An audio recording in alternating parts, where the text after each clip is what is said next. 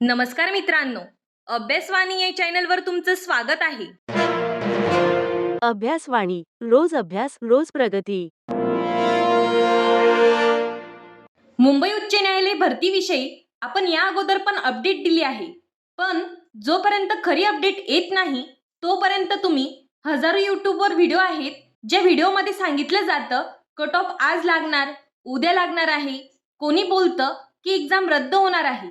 या सगळ्या गोष्टी आज आपण सविस्तर पाहणार आहोत.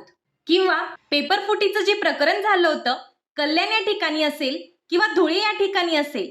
आता कल्याणला जे झालं होतं ते पेपर फुटीचंच प्रकरण म्हणावं लागेल, कारण शिफ्टचा जो पेपर चेंज झालेला आहे त्याविषयी मुंबई उच्च न्यायालयाने तुम्हाला सांगितलं होतं की ज्यांना काही प्रॉब्लेम असेल तर तुम्ही आम्हाला मेल करू शकता.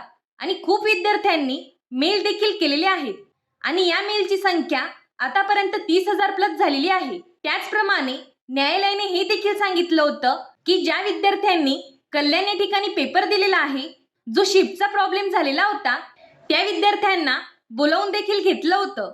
हे तुम्हाला सगळ्यांनाच माहिती आहे. पण सध्या खूप विद्यार्थ्यांच्या मनात एकच प्रश्न आहे की शिपाई पदाचा पेपर पुन्हा होणार का? तर बघा मित्रांनो, ज्या टायमाला एक्झाम होत असते त्या टायमाला न्यायालय काय करत असतं, ज्या ज्या सेंटरवर एक्झाम झालेली आहे त्या सगळ्या सेंटरची माहिती न्यायालयाला भेटते. म्हणजे आता कल्याणला जे झालेलं आहे शिफ्ट 1चा पेपर शिफ्ट 2ला आणि शिफ्ट 2चा पेपर शिफ्ट 1ला, तर न्यायालयाला हे माहितीच आहे. तसेच धुळ्याला देखील एका विद्यार्थ्याचा मोबाईल पकडला होता, त्या मुलावर कारवाई झाली, हे देखील न्यायालयाला माहितीच आहे. पण त्यानंतर सुद्धा न्यायालयाने पहिली आन्सर की उपलब्ध केलीच. आणि यावरून तुम्हाला तुमच्या प्रश्नाचे उत्तर मिळालेच असेल की परीक्षा पुन्हा होण्याचे चान्सेस खूप कमी आहेत. तसेच जाहिरात जर तुम्ही पाहिली असेल त्यात असं आहे की न्यायालय ही भरती कधी पण रद्द करू शकते.